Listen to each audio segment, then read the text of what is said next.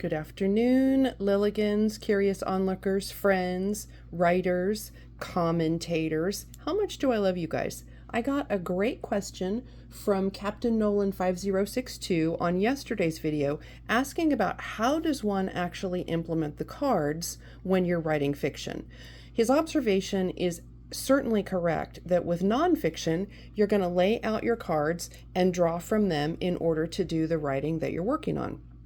It works exactly the same in fiction. But let me give you a real-world example from the novel that I'm writing, which is entitled The Conjuring Stitch. Now, as you know, I've put that on a short hold so that I can crank out the book Zettelkasten for Fiction, Where Imagination Finds Order, which is the book that I'm currently working on now for you guys so that I can help you get your writing done. Let's look at what using the cards looks like as I've done it for chapter 6 of my novel. Yesterday we met Terrah Kaler.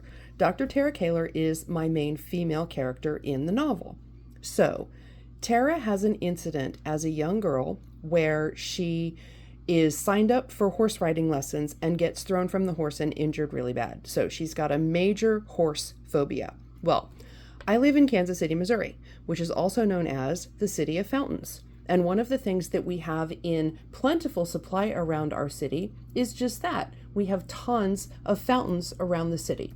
So anyone that has followed me for any bit of time knows that much of the things that I write are love letters to things that I love so very much, my city being one of them. So I knew immediately that I wanted to include the horse fountains in Kansas City as part of my book. So if you take a quick look here at this picture, which I'm going to show you, I'll just pop this up.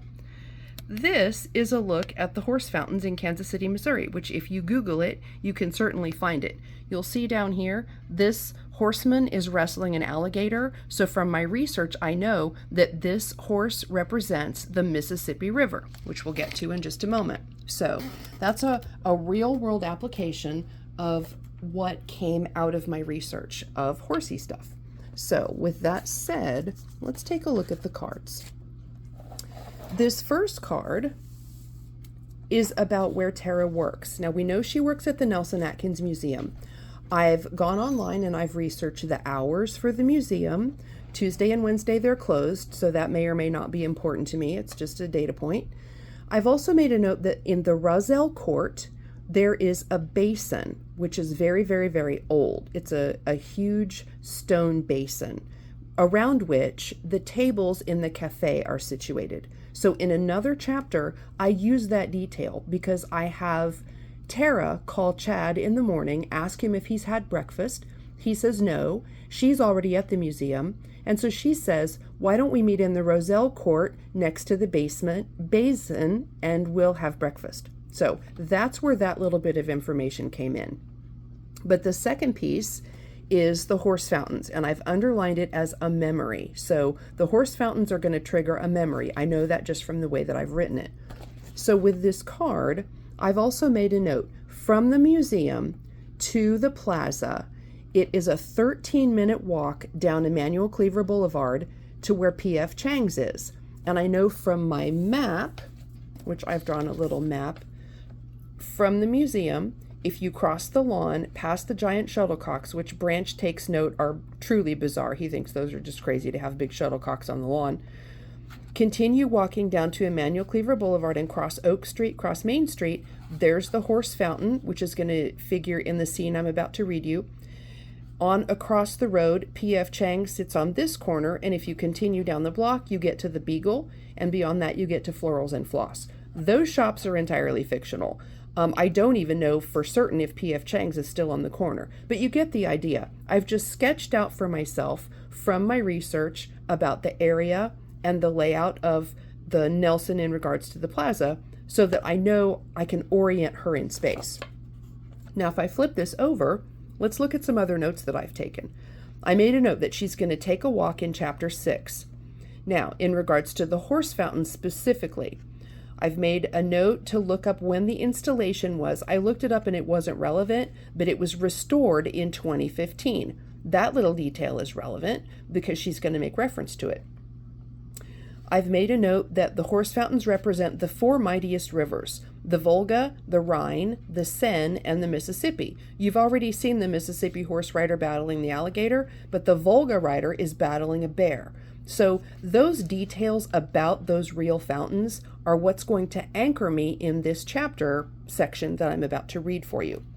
I've also made a note that the fountains become active in April annually, and that there's smaller features in the fountain, which are children riding fish. Some used to say that they're riding dolphins, which I guess it could be argued either way, but that little bit is not relevant, so I didn't go into it. And then you've already seen the map. Now, on the next card, I've made a sketch of the Roselle Court. And you can see in the center, this is where the fountain is, and you can see around the edges, there are some little marks that I've made in order to notate the observation that is made in my research that I will show you when I flip the card over. So let me see if I can grab you right quickly a picture of the Roselle Court. All of these things obviously are readily available online, but for our purposes, the Roselle Court, again, is a real place, and it is currently serving, and has served for quite some time, as a cafe in the Nelson Atkins Museum of Art in Kansas City. So let me show you this. This, I don't know if you can see that, is a real look from the second level down, looking at the Roselle Court. So you can see the little basin, which was brought in. I want to say it was a gift. I don't know if I noted how that was acquired. But there is a walkway around the outside, and you can see there are tables situated around the cafe, and this is open, I believe, to the public. I think you have to purchase access to visit the museum, and that gives you access to go dine in the Roselle Court. So that is a second example of how I have incorporated something. So this little sketch on the back of my note card is just to remind me how it's laid out. So on the card itself, I've said Nelson Atkins has the Roselle Court. That's where the fountain basin sits. In 1993, they opened the Roselle Court itself. The fountain basin was set to serve as the center.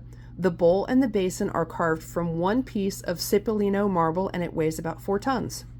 White and White architects designed the museum and the pedestal upon which the fountain basin sits, with 4 lion paws for the bowl as the support. It has 12 zodiac signs that encircle the fountain in a medallion on the floor. I've made a note to myself with a question mark. Relevant? I'm not sure if that zodiac information is going to be relevant or not, but I did make a note as it could be. cityoffountains.org, Fountain Basin at Roselle Court, is the address where I found my research, so I've noted that across the bottom of my card in red, which tells me that's a research source that I can go back and visit, and then of course my sketch of it on the back.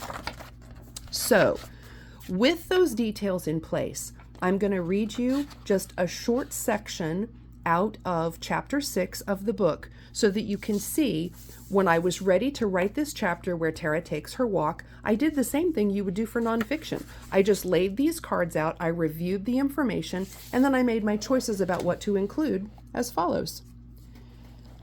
Terrah rushed down the expanse of the south lawn, past the giant shuttlecocks, through the long block of old walnut trees that lined Oak Street, and crossed the intersection towards the plaza before she finally forced herself to slow down. She approached the J.C. Nichols Memorial Fountain, whose waters wouldn't spring to life for another month to honor the traditional turn-up in April. But, even dry, the 4 life-size bronze horses rearing up furiously from the fountain base were a stunning sight. Terrah paced a wide arc around the fountain wall to keep at the maximum distance. Her heart started to pound as the beasts stalked her with their eyes.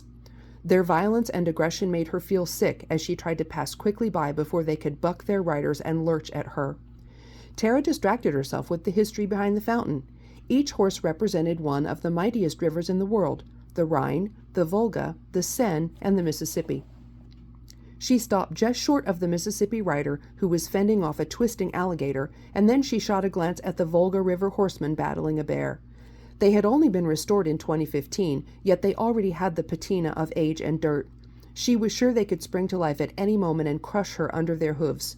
She felt dizzy as her stomach flipped with nerves. She was no friend to horses. With cars bustling by and tourists snapping photos, it could be called just an ordinary day. Terrah choked back an anxious laugh at the thought and started walking west to leave the writhing beast behind her. As she crossed the parkway, Terrah recalled the first City of Fountains installations dated back to the late 1800s, when they were erected so horses, dogs, and the locals could drink clean water. Her mind flashed back to confessing her bizarre encounter with the manuscript to Chad in the Roselle Court. They had been seated by the oldest fountain, called the Fountain Basin, from 220 A.D. It had been laid in the Terrace Court in 1933 to mark the Nelson Atkins Museum opening.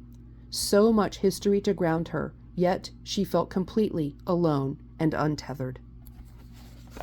So, see how that works? I literally used the information off of my research cards and peppered those details throughout the scene in order to demonstrate her anxiety and show her advanced ability as a researcher, because as a museum researcher, she certainly would have looked up some of these items around the city that she lives in, because we learn later that she rented an apartment right across from the horse fountain, so she would have to look at them all the time in kind of a little mini version of Face Your Fear. But otherwise, these are just things that she would know, and we learn from the scene that she uses the facts of her environment and its history in order to calm those nerves and settle herself, especially when she has to deal with walking by the fountains, which remind her of her childhood trauma. So, thank you so much for the question. I so much appreciate your observations and your theories about the work and the characters. I'm really enjoying seeing what you come up with, and I think some of it might actually make its way in, because in terms of whether she is an air or a water or an earth, I haven't really delved into that. So I thank you so much for the suggestions, because I think those will be making their way into the story. But in any case, I hope this was helpful and it gave you an understanding of one of the ways that I use research-driven writing in order to develop characters and the scenes that they appear in. And I look forward to sharing more of these little details and tricks with you guys. So in the end, my goal is to help you understand how to make your own writing better. So with that, I will leave you today. Tomorrow we will get back to looking at Act 3 and then Act 4 of the plot structure, and then we will move on to some other questions that have come up in the forums. But in the meantime, again, thank you so much for your time. I know that is your most precious resource, and I am so grateful that you share it with me. I will continue forging ahead, getting the writing done. I'm approaching 13,000 words in the Zettelkasten for Fiction Where Imagination Finds Order book, so I am trundling right on down the lane of writing, and I will keep going. Thank you for joining me. I will see you tomorrow.